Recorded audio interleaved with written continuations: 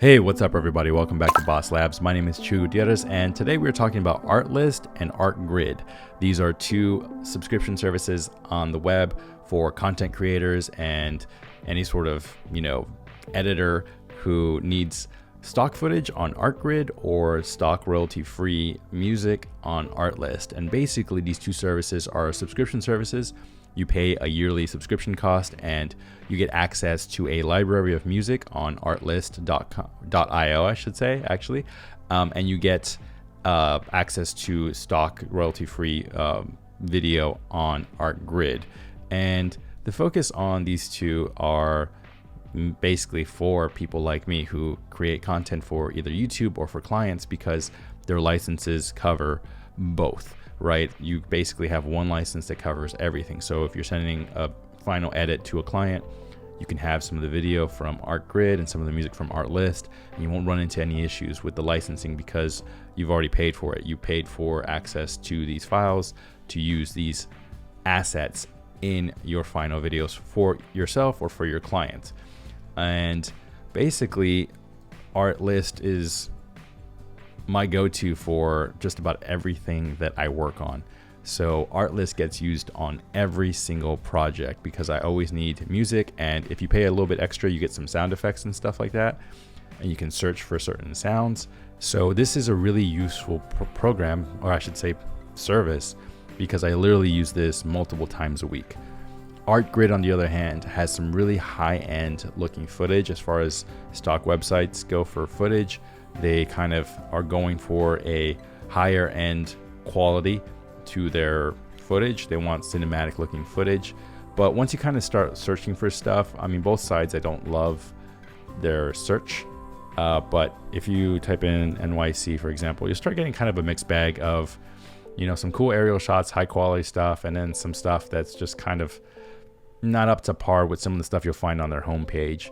And as you kind of start narrowing down your searches, you kind of start finding that Artgrid is a little bit limiting in the sense of how much footage they currently have. They're a newer service, so I know they're building their library of footage, but I also did try to become one of their filmmakers at one point, and it took them like 3 or 4 months to send me an email back.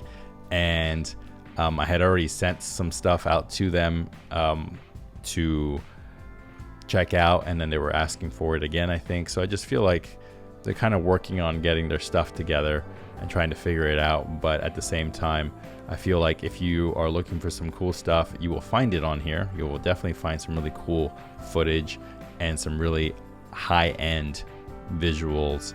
But at the same time, if you're looking for something a little more specific, you might have some better luck using one of the different stock websites than using Artgrid. And it's also more expensive. I'm paying like $400, I think, $450.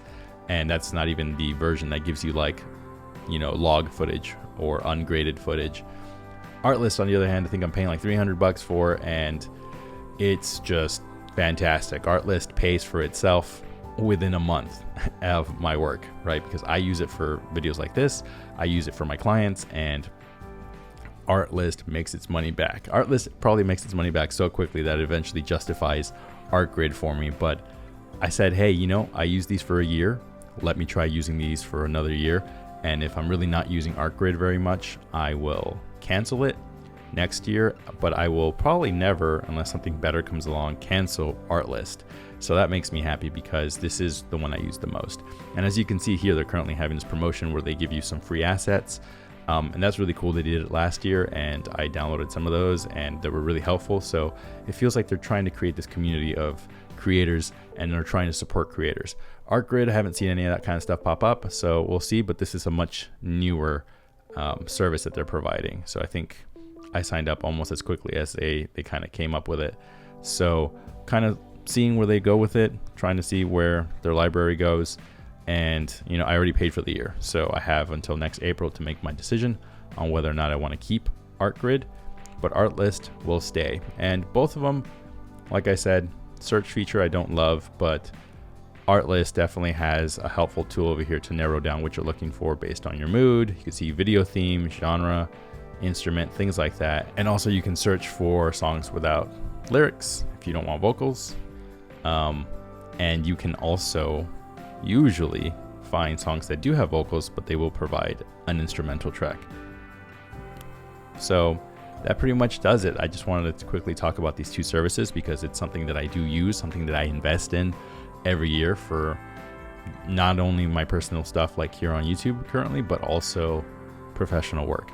And these services are becoming, there's more of them popping up. And I think at the end of the day, it's just good for us, right? Competition between these services will just end up benefiting the creators and the people who are working in the field. So yeah, that's Artlist and Artgrid.io if you want to check them out. Pretty cool tools depending on what you do. All right, that's it for us today. If you have any comments or questions, please leave that down in the comment section below. And please like and subscribe if you enjoy this content, and we'll see you next week.